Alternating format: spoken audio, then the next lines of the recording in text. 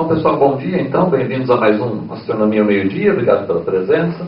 O seminário de hoje vai ser apresentado pelo professor Ramakrishna Teixeira. Como vocês sabem, o Rama é professor aqui do Departamento de Astronomia do IAG.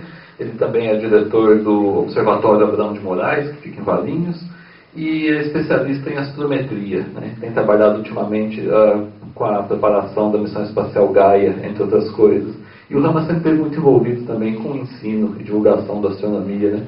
E hoje ele vai nos falar, então, spoiler alert, sobre determinação de distâncias. Okay. Obrigado, professor. Obrigado. Bom, boa tarde. Então, gente, eu preparei um seminário aqui para vocês, mas completamente às cegas. Eu estava perdido, mergulhado num monte de coisa, aí fui juntando uma série de coisas. Mas eu espero que eu consiga, pelo menos, transmitir alguma coisa do que eu queria, né, e que eu acho que é legal para vocês, né. Começar pelo título, né. Esse título, quem vê um título desse pode até achar que vocês vão ter um seminário com o cara mais brincalhão, engraçado aqui no IAG. Não é o contrário. Tem gente séria aqui no IAG, uma delas sou eu, com certeza, tá? Mas eu coloquei esse título para chamar a atenção de vocês, mas não para atrair as pessoas para o seminário, mas para chamar a atenção para um detalhe que é extremamente importante, que a gente esquece, ignora, é indiferente, passa batido, tal, que é a distância, né? A gente raramente se interroga sobre o papel que a distância tem no nosso mundo, do dia a dia, e também, claro, quando a gente vai fazer uma viagem para Paris, por exemplo, lógico, né, a gente pensa na distância. Mas, e na astronomia também, né? A gente, por exemplo,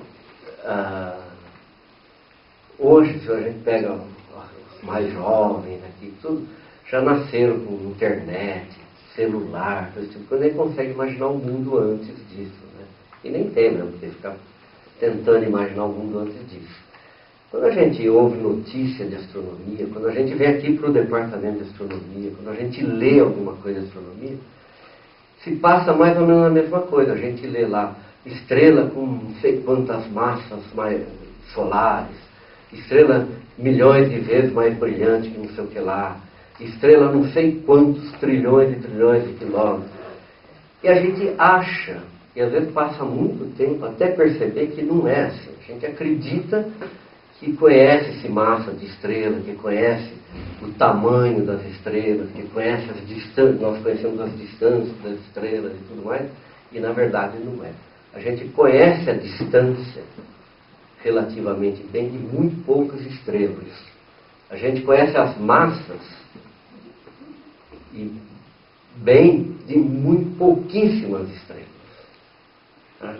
Claro que a gente estima, a partir daí, massas, distâncias, temperaturas, esse tipo de coisa.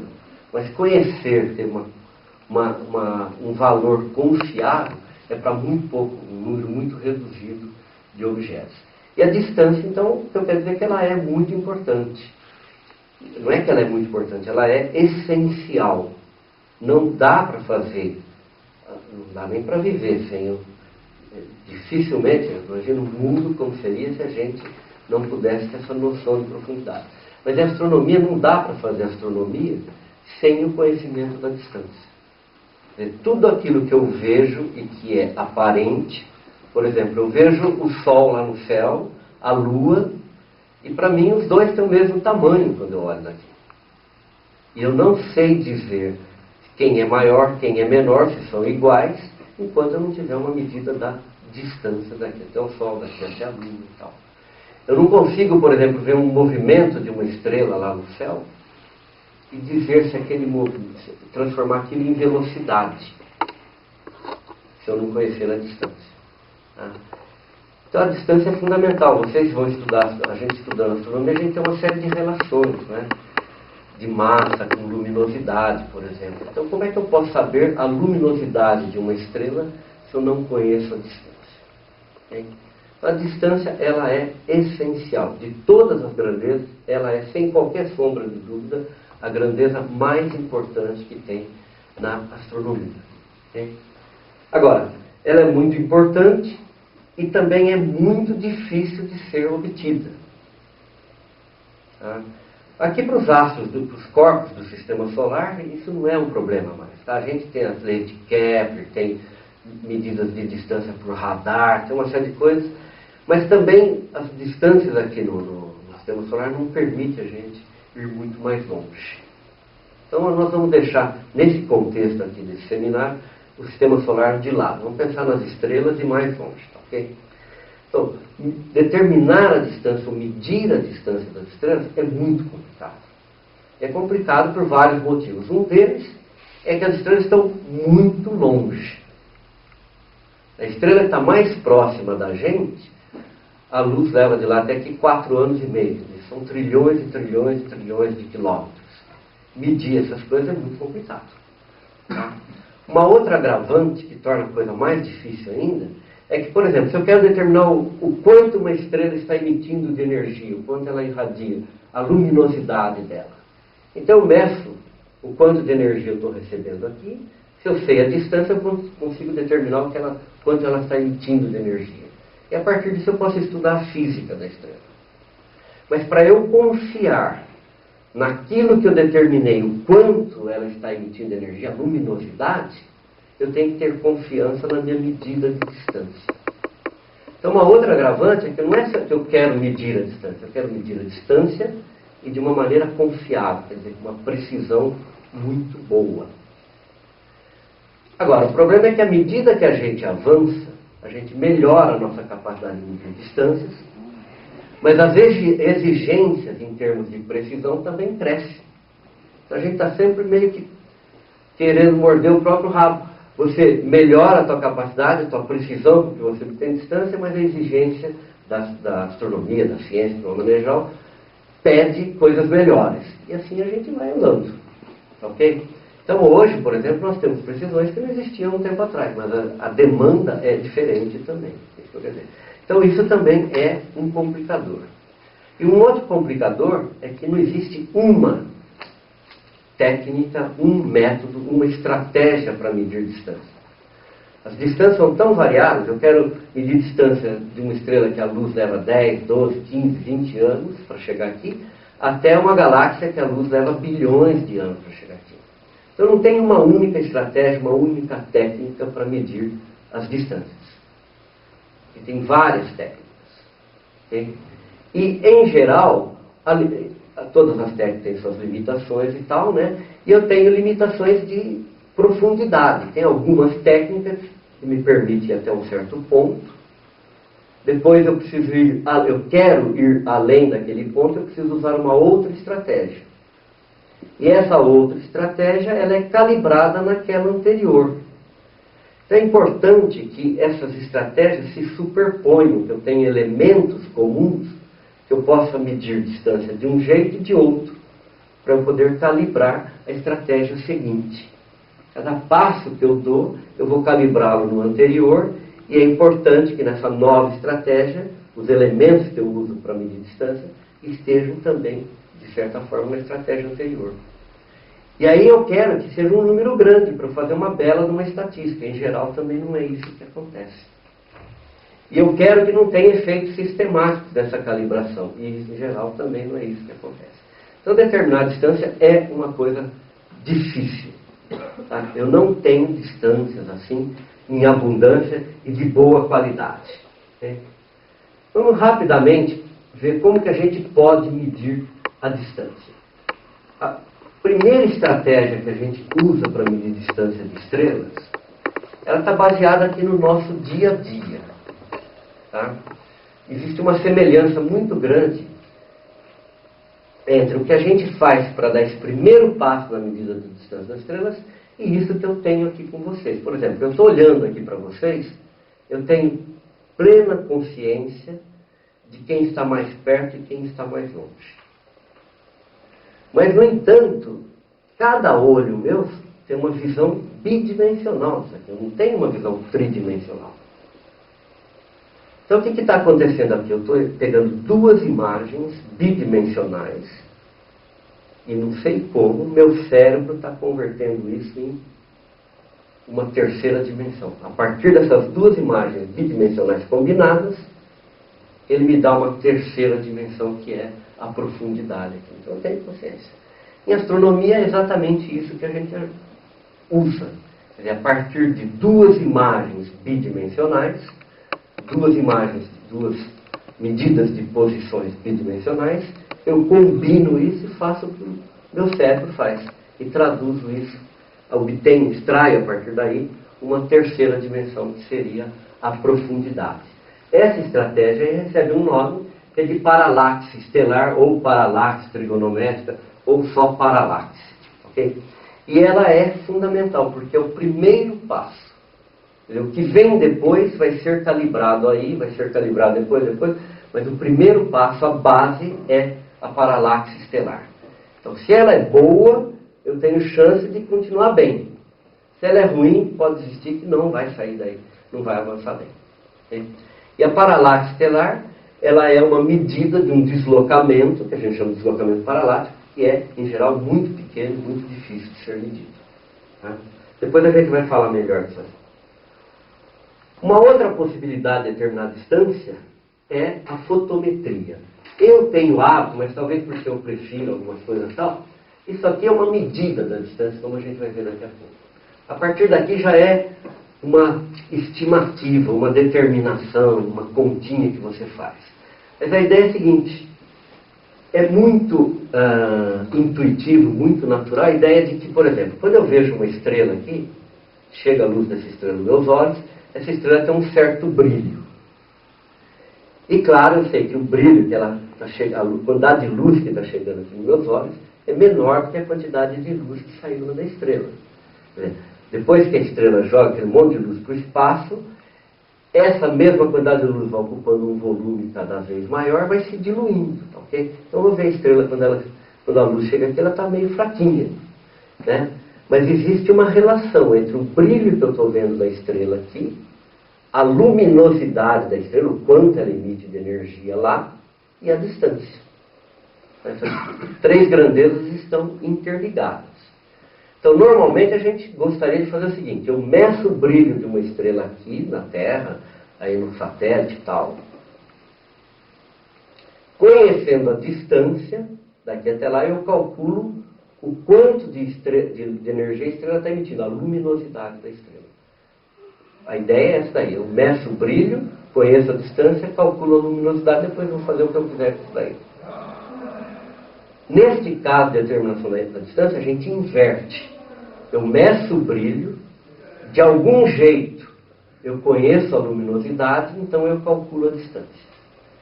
Essas três coisas estão relacionadas: o brilho que eu meço aqui, a luminosidade e a distância. Tá? Então, o que a gente usa para medir a distância, no caso aí com o brilho, é esse: eu meço o brilho, dou um jeito de descobrir qual a luminosidade, e daí eu calculo a distância. Ok? E aí tem duas maneiras, tem várias, aliás, eu peguei duas aqui, de proceder. Uma é a seguinte: existem algumas estrelas que têm um brilho que varia de uma maneira muito regular. São estrelas variáveis, pulsantes, então daqui a pouco a gente fala melhor disso daí. Né? Então essas estrelas, além do brilho variar e diminuir, aumentar, diminuir, aumentar, diminuir de uma maneira muito regular, existe uma correlação fortíssima entre o período em que o brilho aumenta, diminui, e a luminosidade da estrela. Quanto mais luminosa a estrela, mais longo esse período. Quanto menos luminosa a estrela, mais curto esse período. Então eu posso, se eu conhecer a luminosidade de algumas estrelas e eu medir o período, eu posso construir um gráfico do período de luminosidade. Isso dá uma reta, e aí eu vou para qualquer outra estrela desse tipo, meço o período em geral é uma coisa mais simples de medir. Eu medindo o período, eu vou lá até cruzar a reta lá no gráfico e obtenho a luminosidade. Okay?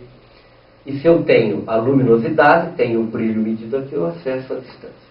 Então, essa é uma maneira que a gente usa, e muito, de determinar a distância dos astros. Uma outra é eu imaginar o seguinte: tem estrelas que o brilho é variável, mas que o brilho aumenta muito, e depois essa estrela desaparece. A gente chama de supernovas. Tá? Então eu posso, por exemplo, se eu medir a distância daqui até uma supernova de algum jeito. Conseguir determinar a luminosidade dela, por exemplo, quando ela atingir o máximo de brilho. Aí eu faço uma hipótese que todas as supernovas, quando atinge seu máximo de brilho, têm a mesma luminosidade daquela. Em outras palavras, eu vou saber a luminosidade da supernova, eu meço o brilho dela aqui, calculo a distância. São estratégias. Claro, você fala, mas não está exagerando, tem uma hipótese muito forte. Aí tem. Aí você vai tentando aliviar um pouco, colocar um filtro aqui, descobrir populações que se comportam melhor, tal. Enfim, tem uma estratégia aí, mas é desse jeito que a gente faz. E tem uma outra, que é usar a lei de Hubble, né? Como vocês sabem, um modelo de universo bastante aceito, quase que 100% aceito, é o modelo do Big Bang, que nos diz que o espaço, o universo está se expandindo, o espaço entre as galáxias está crescendo. Como que eu vejo isso? Daqui eu olho então para as galáxias e vejo que as galáxias estão se afastando da gente. E elas se afastam mais depressa quanto mais distantes elas estão. Tá? Então existe uma relação, uma proporção entre a velocidade com que elas se afastam e a distância. Okay? Então, eu medindo a velocidade, eu posso determinar a distância, desde que eu conheça como é essa proporção. Ok?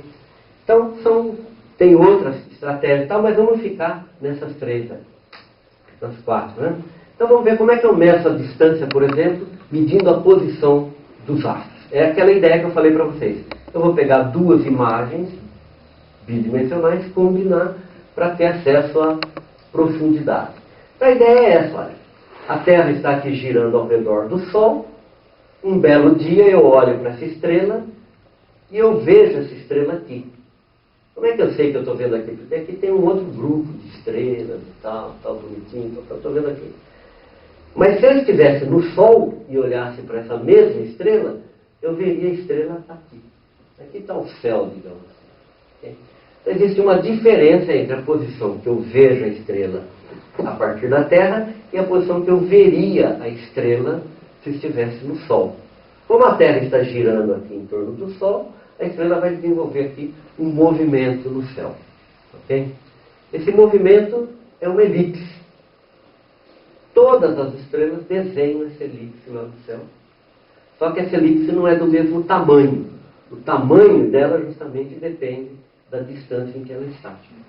Então a gente fica medindo a posição das estrelas ao longo do tempo até conseguir medir essa elipse aqui, o tamanho dessa elipse. O tamanho dessa elipse, então, está ligado à distância que se encontra a estrela. Okay? O tamanho dessa elipse está relacionado com este ângulo aqui, que é o que a gente chama de paralaxe. Isso não é nada de novo, gente. Vocês já brincaram, todos nós já brincamos desse jeito aqui. Se eu olhar minha caneta com o meu olho direito, se eu olhar daqui, eu vejo a caneta aqui. Se eu olho com o esquerdo, eu vejo a caneta aqui. Ok? O que tem a ver é que este ângulo aqui está relacionado com a distância da caneta para o meu olho. Essa que é a ideia. Então, eu estou combinando duas imagens bidimensionais para acessar a terceira dimensão. Claro que se os objetos estiverem muito distantes, se tiver duas pessoas aqui, mas muito longe, eu vou perder essa noção. Porque essas imagens vão ser idênticas, elas vão chegar aqui iguais, superpostas. Ok? Isso também acontece aqui. Se essa estrela estiver muito, muito longe, essa elipse pode ser tão pequena que eu não consiga medir. Aliás, o quanto eu consigo medir depende da distância, mas depende de quando a gente está falando. Se vocês pegarem alguns livros que tem aqui no IAG de Sobra, inclusive apostilas da internet, vocês têm que tomar um cuidado. Tem alguém lá que estudou, leu um livro de quando a gente ainda era datilografado o livro. Máquina de escrever. Então está escrito lá que a paralaxe você vai até 20 anos-luz, 30 anos-luz. Mas isso era naquele tempo. À medida que você evolui, que você melhora a sua capacidade de medir a posição das estrelas, você vai vendo elipse cada vez menor. Porque não tem limite para isso. O limite é a própria estrutura da estrela. Quando você conseguir, depois eu falo da precisão e tal. Ok? Então, eu medindo essa elipse, eu meço a distância. Como? Simples. Aquele ângulo π lá, ele está relacionado com a distância. Se eu pegar uma estrela próxima, eu meço um certo ângulo π1. Se essa estrela estiver mais distante, percebe que o ângulo entre a direção do Sol e a direção da Terra, visto daqui, vai diminuindo. Okay? É aquela paralaxe. Em outras palavras, a paralaxe, quer dizer, este ângulo aqui, é inversamente proporcional à distância. Eu medindo quanto mais distante, menor é o ângulo. Mas eu medindo esse ângulo, eu tenho acesso à distância. Aqui a gente costuma definir uma unidade de distância, que é a seguinte. Se eu tiver uma estrelinha lá, olhando para cá e vejo isso daqui, do tamanho de 1 segundo de arco, a gente chama essa distância de 1 parsec. Paralaxe de 1 segundo é 1 parsec. Okay? Então, essa medida aí que eu estou falando para vocês, dessa elipse, é a base de tudo. De toda a determinação de distância. E ela tem dificuldades, claro, para medir isso aí não é fácil. Agora a gente vai para a parte fotométrica. Então, a gente tem que lembrar algumas coisinhas. O fluxo de luz que eu recebo aqui é igual à luminosidade da estrela, digamos, quanto ela emitiu lá, a luminosidade, o brilho intrínseco dela, dividido inversamente proporcional à distância ao quadrado. À medida, então, que você vai se afastando da estrela, o fluxo vai caindo com o quadrado da distância. Mas a gente aqui tem o hábito de trabalhar com uma grandeza que não é o fluxo, a gente chama de magnitude. Mas a magnitude está ligada com o fluxo. E, portanto, está ligado com a distância também. E a magnitude, ela cresce. Quanto maior a magnitude, mais fraca é a estrela. Mas a gente usa muito isso daí na astronomia. Tá? E a gente define uma coisa que a gente chama de magnitude absoluta. A magnitude absoluta nada mais é do que essa magnitude quando a distância que está aqui embutida for igual a 10 parsecs. Aí a gente chama de magnitude absoluta. Quer dizer, a magnitude absoluta, se eu comparar a magnitude absoluta de duas estrelas, eu posso dizer qual é mais brilhante, qual é mais fraquinha a distância. Aqui eu eliminei a distância. Então a magnitude absoluta está diretamente ligada à luminosidade. Okay? E aí, finalmente, a gente define uma coisa que se chama módulo de distância. Tá? Então eu sei, a diferença da magnitude aparente para a magnitude absoluta é função da distância. Tá? Isso é intuitivo, quer dizer, a diferença entre o brilho que eu meço aqui e o brilho que realmente tem a estrela está ligado à distância. Okay? Então, como que a gente pode obter a distância? Assim, olha. Tem um tipo de estrela variável, que eu falei para vocês agora de pouco, que chama cefeidas, né? E que o período da variação está fortemente relacionado com a luminosidade ou com a magnitude absoluta, dá na mesma. Okay? Quando eu digo fortemente relacionado, é que tenha correlacionado, é que eu tenho aqui um gráfico bonitinho, eu vou colocando uns pontos aqui, isso dá uma bela uma distribuição, nesse caso aí uma reta. Como que a gente faz isso? Para algumas cefeidas, algumas dessas estrelas, já se conhecia a distância. Então, pôde-se determinar a magnitude absoluta ou a luminosidade que está aqui nesse eixo. Mede-se o período que está aqui nesse eixo, plota e dá esses pontinhos aí. Aí eu ajusto aqui uma reta. Agora a gente faz o inverso. Eu quero usar essa reta para determinar a distância. Então eu olho para uma cefeita e meço o período de variação dela. Venho aqui, o período está aqui, entende? E aqui eu obtenho a luminosidade, ou a magnitude absoluta. Então veja bem, eu medi o período e obtive a magnitude absoluta, obtive isso daqui. A magnitude aparente é uma coisa que eu meço aqui tranquilo. Então se eu obtenho aquelas duas grandezas, eu posso determinar a distância. É assim que a gente usa essas variáveis para medir distância, para determinar a distância. Claro que se essa reta não estiver legal, o que vai sair lá também não vai estar legal. Se essa reta não tiver uma boa inclinação, bem definida, o que vai sair lá não é legal. Se essa reta pudesse estar aqui ou aqui e estar aqui por acaso, o que vai sair lá não é legal. Isso aí é que a gente chama de calibração. Né? É colocar essa reta no lugar que ela tem que estar. A história da supernova está aqui, que eu já falei para vocês. Isso aqui é a curva de luz de uma supernova. Nem me pergunto o que é isso aqui. Mas é uma variação do brilho de uma estrela que está morrendo. Tá, okay? Que a gente chama de supernova. Então a ideia é a seguinte, essa supernova ela atinge um valor máximo aqui. Okay? Quando ela atinge o valor máximo, então ela tem uma certa luminosidade naquele instante e tal, e eu posso fazer uma hipótese, que todas as outras supernovas, quando atingem o seu valor máximo, de brilho máximo, têm a mesma luminosidade que essa daí.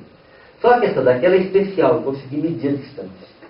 Se eu conseguir medir a distância, eu consegui calcular a luminosidade. Então eu tenho esse M maiúsculo. O M minúsculo eu meço aqui, e eu consegui determinar a distância dessa supernova. Okay? Agora eu faço essa hipótese e todas as outras têm a mesma luminosidade, no máximo, tem o mesmo M. Eu meço o M aqui e calculo a distância das outras.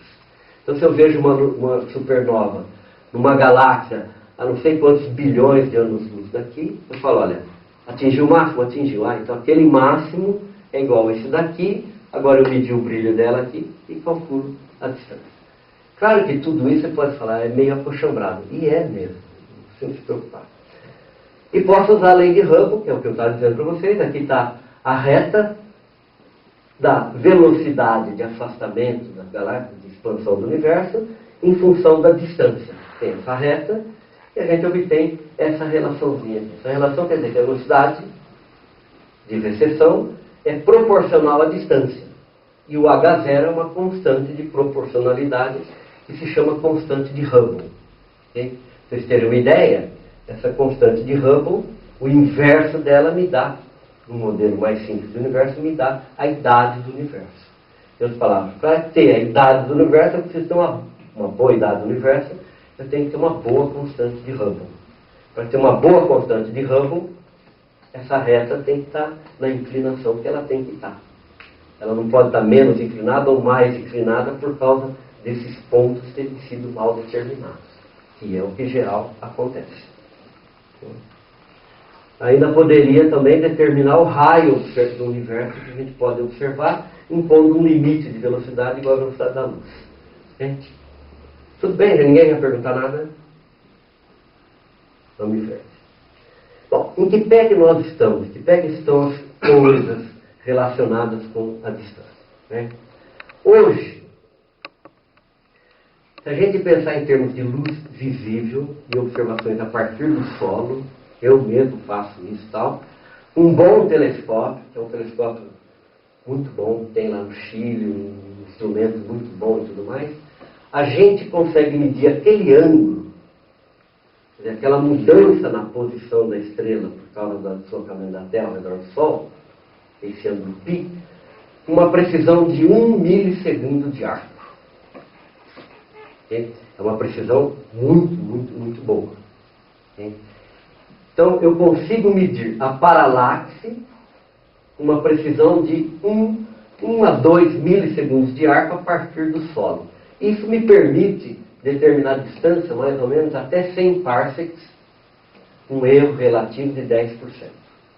Na prática, isso aqui está já um pouco um sonho. Não é uma utopia, mas é um sonho. A gente vai até 70, 80 parsecs. Ok? Mas a gente pode também observar o comprimento de onda rádio, com VLBI. É uma técnica de rádio que mede a posição dos astros de maneira extremamente precisa, mas muito precisa. Ela pode atingir 50 microsegundos de arco. É muito melhor do que 1 milissegundo. Então, se eu observo estrelas medindo a paralaxe com esse erro, eu consigo ter um erro de 10% a 2 quiloparsecs. Que é muito mais distante. O problema aqui é que, em geral, a astronomia é feita no óptico. a maior parte dos objetos pelos quais a gente se interessa e tudo mais, não são brilhantes em rádio. Okay? Mas existem objetos de interesse brilhantes em rádio. E o pessoal que trabalha com isso está indo aí. Okay? Eles conseguem uma precisão muito, muito, muito boa. Tá? Inclusive tem um aluno aqui do IAG, um pós-doc, que está lá no México, lá trabalhando com um cara que faz isso. E quem sabe um dia a gente vai fazer isso também aqui. Ainda a gente tem medidas de paralaxe usando o Hubble Space Telescope. Okay? Telescópio espacial. Mas isso ainda é um uso muito limitado e a ideia é calibrar melhor aqueles indicadores de distância que eu falei, por exemplo, aquelas variáveis cefeidas e tudo mais. Então, com o Hubble, eles também conseguem uma precisão em torno de 1 milissegundo de arco e até agora mediram 10 cefeidas e 4 RR Lyra, que são aquelas estrelas variáveis, todas a menos de 10 parsecs. É muito pouca coisa. Mas, enfim, é possível usar o Hubble também para medir distância. Tá? Voltando um pouquinho no passado, em 1997 saíram os resultados de um primeiro satélite astrométrico que foi lançado em 1989, chamado Hipparcos. O objetivo do Hipparcos era medir a paralaxe, o movimento, tal, a posição, o movimento, de 120 mil estrelas aproximadamente. E com uma precisão que na época não era corriqueira, não era nem sonhada, de 1 milissegundo de arco. Que a gente já obtém hoje a partir do solo mesmo. Na época era mais complicado, não tinha CCD ainda. Okay? Ou tinha, estava começando. Né? Tá? Então a ideia do Hipparcos era medir a partir do espaço 120 mil estrelas com essa precisão. Essa precisão era possível porque era a partir do espaço. E com isso daí, então, medir a paralaxe de 120 mil estrelas e as distâncias muito bem medidas. Mas tem uma coisa ainda melhor com o Hipparcos. O Hipparcos tem uma estratégia de observar que é diferente, por exemplo, das observações que eu faço no Chile, que a gente faz no Hubble Space Telescope para a medida da paralaxe. Quando eu vou lá para o Chile, aponto o telescópio para o meu campinho, que é a pontinha do dedinho lá no céu, e eu vejo como a minha estrelinha se movimenta em relação às demais. Aí eu chuto que as demais estão no infinito, quer dizer, elas não têm paralaxe, e calculo a minha em relação a elas. Claro que isso é um belo chute, tá? É aceitável em alguns casos, em outros não, mas a minha paralaxe é relativa. Ok? Quando eu faço um trabalho como o Hipparcos eram como se fossem dois telescópios, ele pega duas imagens bidimensionais, vem aqui e junta essas coisas. Okay? E o Hipparcos vai criando uma rede. Então ele me permite relacionar qualquer estrelinha que eu quiser com qualquer outra. Depois do tratamento matemático e tal. Isso me facilita, veja bem. Quando eu pego um campinho desse, se eu estiver maximizando o efeito da paralaxe para eu poder medir melhor do meu alvo, ok? Eu também vou estar maximizando o efeito da paralaxe para todas as outras estrelas, está tudo junto. Agora, quando eu tenho uma situação como essa do Hipparcos, eu posso pegar a minha estrelinha aqui e combinar com uma estrelinha que está lá, onde aqui eu estou maximizando o efeito da paralaxe e lá eu esteja minimizando. Isso aqui me dá um zero. Isso aqui me dá uma paralaxe absoluta.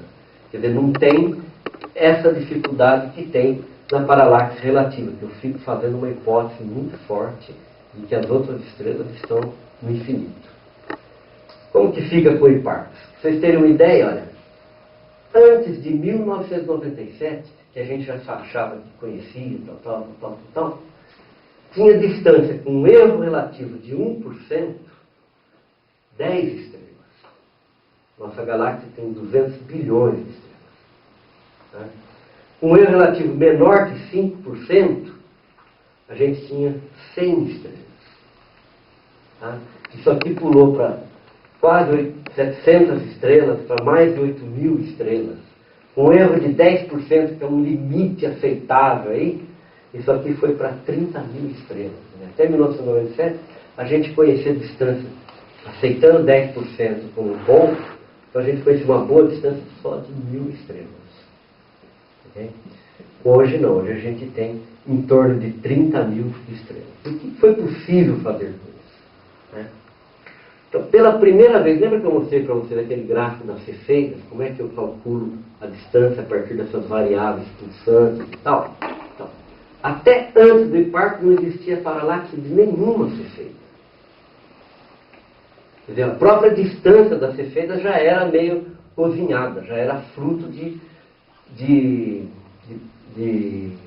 estimativas. Só com o Hipparcos é que foi possível medir as paralaxes de cefeidas. Okay?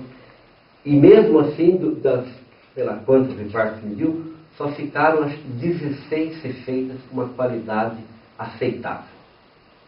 Então é muito pouco isso para calibrar toda a escala de medida de distância com cefeidas.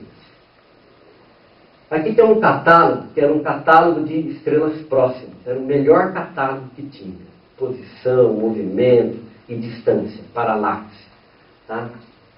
Com os resultados de Parkes, 40% das estrelas que nesse catálogo tinha uma distância menor que 25 parsecs, foi para mais de 25 parsecs. Uma alteração de quase metade do catálogo. Está aqui. Ó. Tá? Aqui a gente tem as distâncias medidas pelo Hipparcos desse catálogo. Então, nesse catálogo, eu tinha... É o melhor catálogo que tem de estrelas próximas. Então, as estrelas, olha aqui. Daqui para cá, todas essas estrelas nesse catálogo estavam a menos de 25 parsecs. Com as medidas do Hipparcos, todas foram parar além de 25 parsecs. Claro que se eu estava superestimando a quantidade de estrela aqui na minha vizinhança, eu já estava superestimando a densidade de matéria, densidade de estrela aqui na vizinhança. Então, com as medidas do Hipparcos, isso teve que ser revisto, corrigido e tudo mais. E também tem um refinamento do diagrama HR. O diagrama HR é uma distribuição das estrelas, é um gráfico, digamos assim, da luminosidade no eixo vertical e da temperatura, ou do tipo espectral, ou da cor mesmo no eixo horizontal. E as estrelas se distribuem nesse gráfico de uma maneira muito interessante, que permite a gente ter uma ideia de como elas evoluem. Okay? Então, como no eixo vertical aqui eu tenho luminosidade, e a determinação da luminosidade está intimamente ligada com a distância, à medida que eu melhoro a minha distância, eu melhoro a definição das regiões desse diagrama HR, que a gente chama de diagrama HR. Ok? Então, para ter uma ideia, olha o que aconteceu aqui com o Hipparcos. O diagrama HR de objetos observados que a gente tinha era esse daqui. Tá? Depois nós saltamos para este daqui. Nota, a primeira coisa que desaparece aqui, uma turma toda daqui, porque a distância estava errada. Não é que não existem estrelas aqui, existem, mas não essas daqui. Okay? Então a gente ganha em quantidade de objetos e em definição. Além do que, o diagrama HR tem várias regiões, por exemplo, lá no topo, as estrelas mais quentes, estão aqui, essa extremidade aqui, que são muito pouco povoadas, que a gente conhece muito poucas estrelas. No passado não conhecia quase nada. Com o Hipparcos foi possível aumentar relativamente bem. Mas agora a gente vai dar um salto nisso daí, um satélite que vai ser lançado em novembro. Finalmente, no caso da astronomia extragaláctica, talvez esse tenha sido mais beneficiado das medidas do Hipparcos, tinha um problema sério. Para você medir as distâncias das galáxias, uma galáxia de base, que é o degrau ali que eu preciso subir, é a grande nuvem de Magalhães. Lá na grande nuvem de Magalhães tem aglomerados de estrelas e tem estrelas desse tipo variável pulsante que eu falei para você, DR Lyra, tem cefeidas e tudo mais. E a distância, até antes do Hipparcos, a distância da nuvem de Magalhães, da grande nuvem de Magalhães, ela estava subestimada. Então, você calculava a idade das DR Lyra que tinha lá, e elas eram mais velhas do que o universo.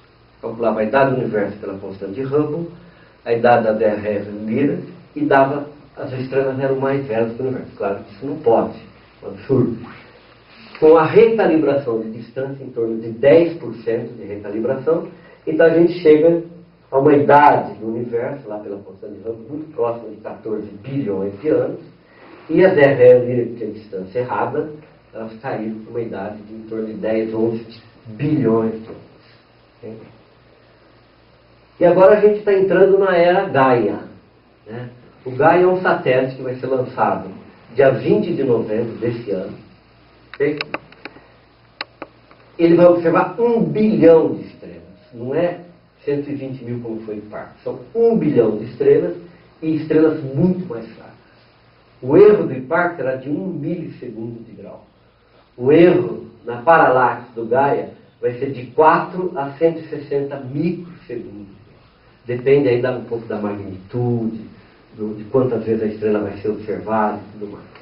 Para se ter uma ideia, todo o catálogo de Parkes que vai ser observado aqui, vai ser observado com uma precisão 250 vezes melhor. Tá?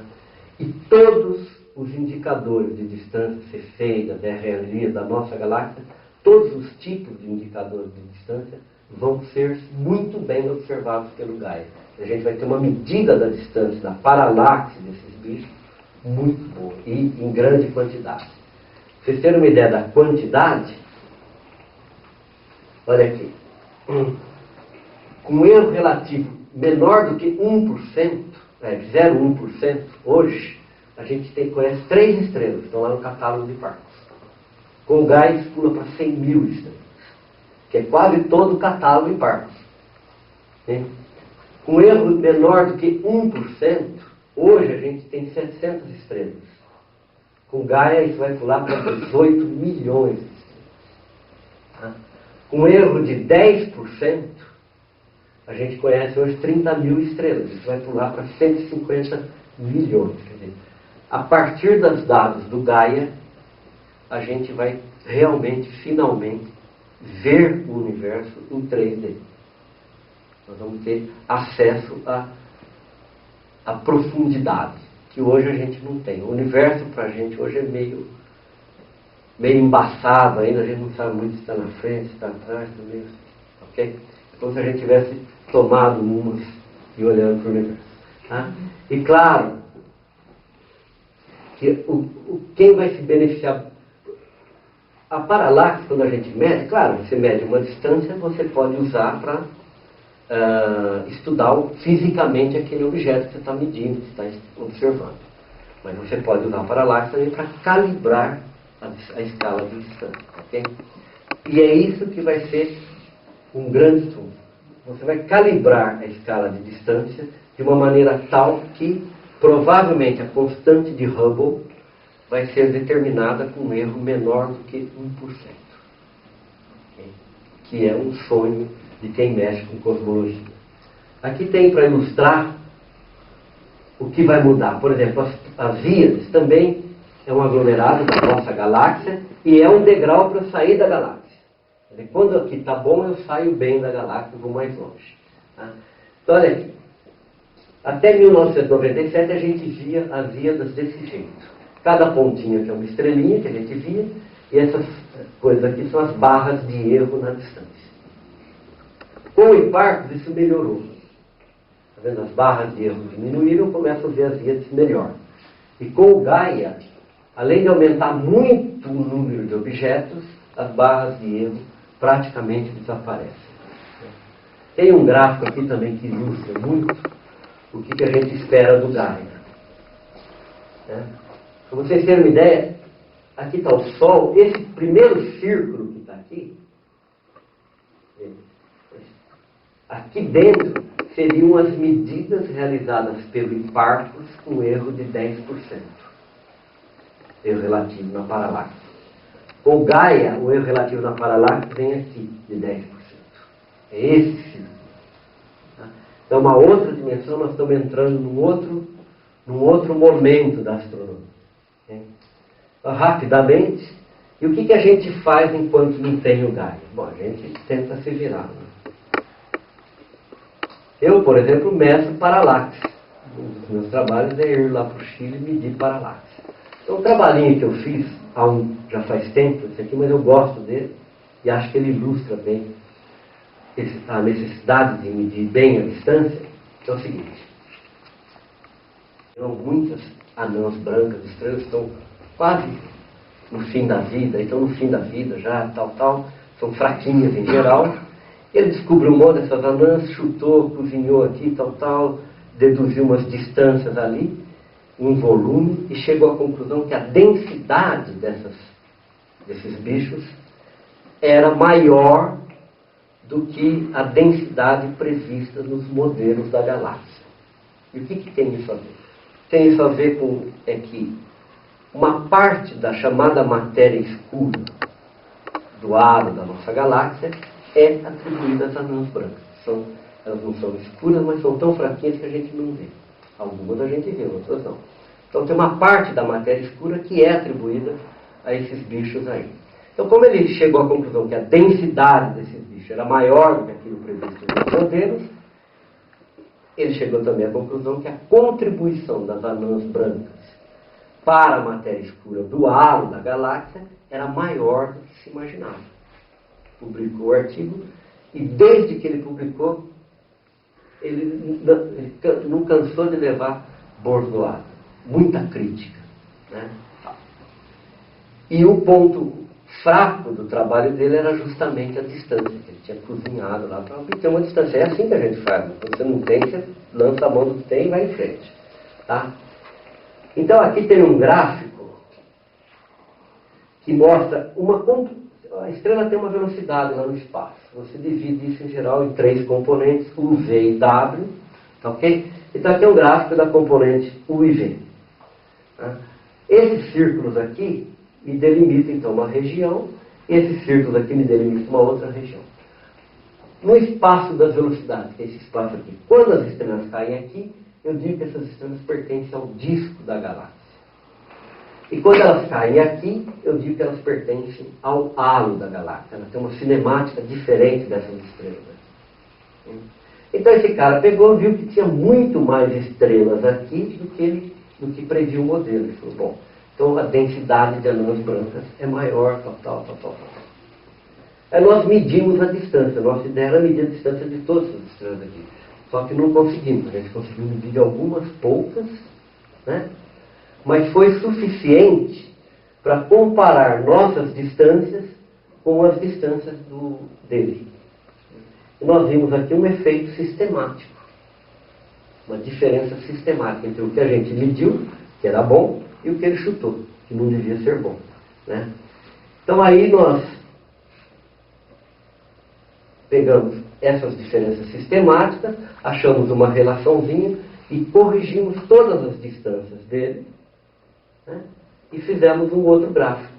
E nesse outro gráfico, a maioria das anãs brancas entram aqui, quer dizer, elas passam a ter uma cinemática compatível com o disco. Nas palavras, o modelo estava legal e o que estava ruim era a densidade que ele calculou. E agora eu vou mostrar para vocês um trabalhinho que a gente já está para ser publicado, né? Mas que é muito interessante. A gente mediu a paralaxe, a distância, de algumas estrelas jovens numa associação de estrelas chamada TW Hydra. As estrelas têm em torno de 10 milhões de anos. Tal. E a mesma idade dessas estrelas é um pouco discutível. E quem pertence a essa associação e quem não pertence também é discutível, né? Então nós entramos nessa associação para medir a distância, a paralaxe, do primeiro planeta extrasolar do qual foi feita uma imagem. E aí, como a gente estava medindo esse bicho e estava em TW Hydra, a gente também expandiu um pouco o nosso projeto e começamos a medir a paralaxe de mais estrelas de TW Hydra com o intuito de determinar a distância e o movimento espacial. E o que eu posso fazer a partir daí? Se eu tenho um movimento espacial, como é uma associação muito nova, o movimento, né? Uma associação quer dizer que esses bichos se formaram juntos, da mesma nuvem de gás, tudo estão andando junto pela galáxia. Claro que à medida que o tempo passa, o movimento vai sendo perturbado, isso vai sumir. Mas, por enquanto, como é uma associação muito jovem, elas estão ali caminhando meio que juntos, né, essas estrelas. Então a gente mediu o movimento espacial dessas estrelas e com ele a gente volta para trás, volta no tempo. E aí eu vou verificar o instante em que essas estrelas estavam mais unidas, mais próximas, que ocupavam o menor volume. E eu interpreto esse instante como sendo o instante da formação dessas estrelas.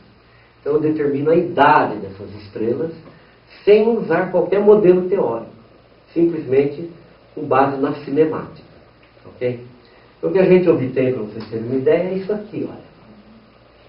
Então tem lá 16 estrelas, e aí a gente combina, eu tenho 18 estrelas, e a gente combina 14 com 14, 14, faz várias configurações só de 14 estrelas, um número enorme, ok? E a gente, para cada configuração, a gente volta no tempo, ok? E aqui a gente calcula um raio aí e tal, e a gente vai vendo que tem um mínimo para todas as configurações. Claro, tem uma dispersão, tudo, mas o mínimo, o raio mínimo, está mais ou menos aqui assim, né? Que vai dar uma idade de 7,5 milhões de anos, uma barra de erro menor do que 1 milhão de anos. Okay? Isso aqui não é a primeira vez que foi feito isso, só que a primeira vez que foi feito foi um cara. Bom, teve um colega também, eles fizeram praticamente na mesma época, aqui do Rio de Janeiro, ele fez isso com 4 estrelas. Né? 4 estrelas é muito pouco. Ele pode dar qualquer coisa. Tá? E a gente viu fazendo isso aqui a dificuldade que é. E claro que quando você coloca mais estrelas, a medida fica mais confiável. Né? Bom, vocês querem mais 5 minutos para eu contar uma historinha para vocês? Então vamos lá.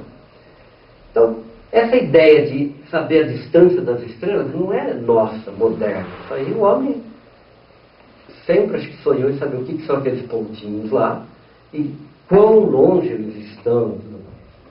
Então, por exemplo, se a gente voltar no tempo, aí lá na Grécia Antiga, o Aristarco foi um cara que determinou a distância da Terra ao Sol.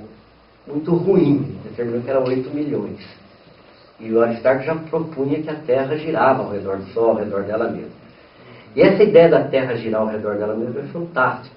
Ela nos livra de uma série de coisas. Os gregos, eles acreditavam que tinha uma esfera que girava ao redor da Terra. Então, por exemplo, essa esfera não poderia ter qualquer raio, porque quanto maior o raio, maior seria a velocidade com que ela deveria girar. E você começa a cair em coisas aí inconcebíveis. Né? O Aristarco, como ele propôs que esse movimento que a gente vê dos astros era a função da rotação da Terra, então a esfera podia ter qualquer tamanho. Okay? Então, para Aristarco, as estrelas estavam numa distância assim, imensa. Era qualquer coisa que você pudesse imaginar. O Ptolomeu calculou, não sei como, não sei dizer para vocês como, mas nessa época aqui já se conhecia pelo próprio Aristarco a distância da Terra à Lua, uma distância da Terra ao Sol mal medida e tal, mas a distância da Terra à Lua era muito boa, dá 400 mil quilômetros. Né? 400 mil quilômetros, já sabia que a Lua era o astro mais próximo da gente, supor que os outros estão um pouco mais longe, você já vai chegar aí nos milhões de quilômetros.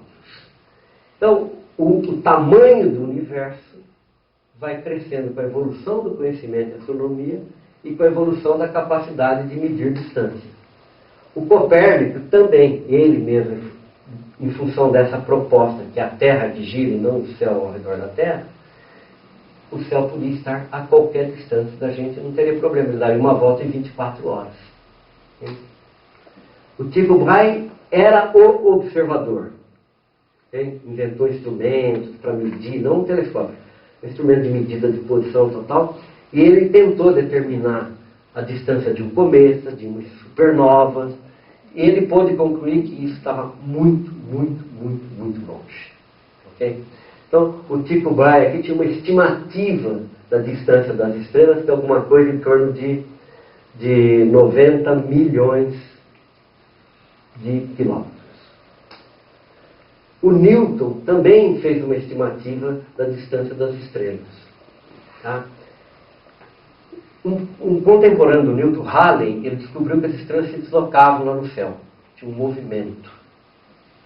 E o Halley mediu o movimento de Sirius, de Próximo, algumas estrelas brilhantes. Movimento angular. A partir desse movimento angular, se eu chutar uma velocidade para essa estrela, eu consigo calcular a distância. Então, a velocidade da Terra ao redor do Sol, a gente já sabia, 30 km por segundo. Então, se você supor que aquela estrela está andando a 30 km por segundo, se você tem a velocidade angular, você consegue obter a distância.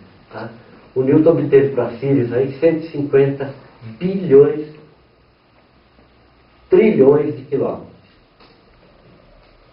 Finalmente, em 1838, 39, 3 casos, o Bessel, Randall e Struve, mediram praticamente ao mesmo tempo as primeiras paralaxes de estrelas.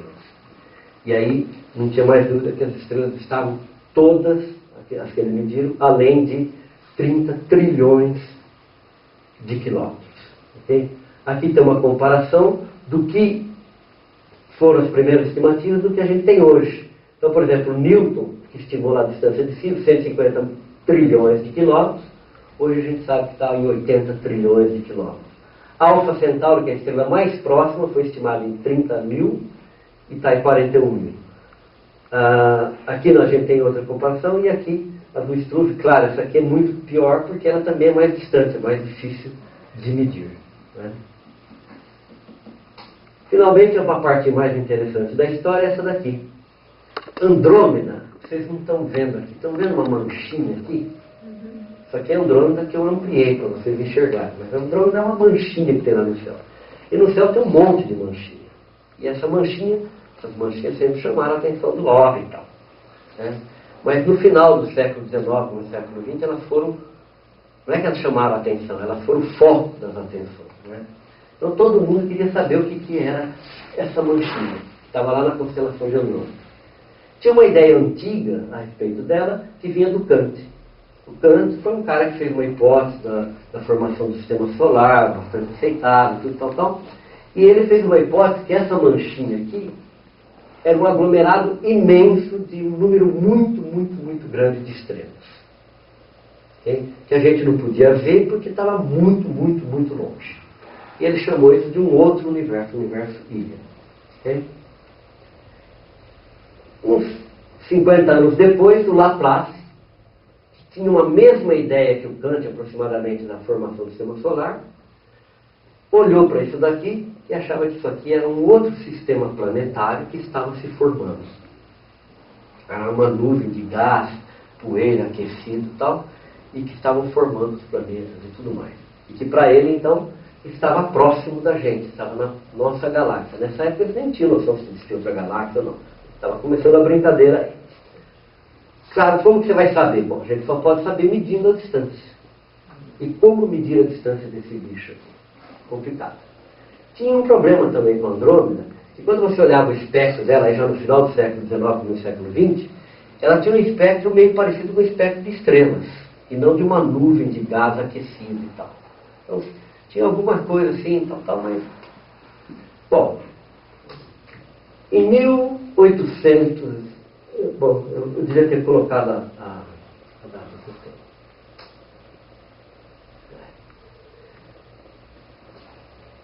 tenho. Acho que é quase 1900 surgiu uma supernova na direção do centro da nebulosa de Andrômeda.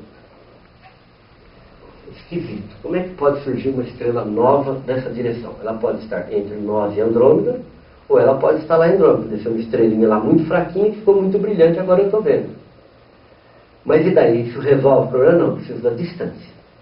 Então surgiu essa supernova, e depois vira uma supernova na constelação do Perseu, relativamente próxima, e mediram a distância paralaxe daqui até essa supernova do Perseu.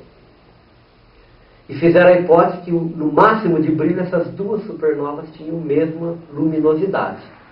Então conseguiram calcular uma primeira distância até aquela supernova na direção de Andrômeda. Okay?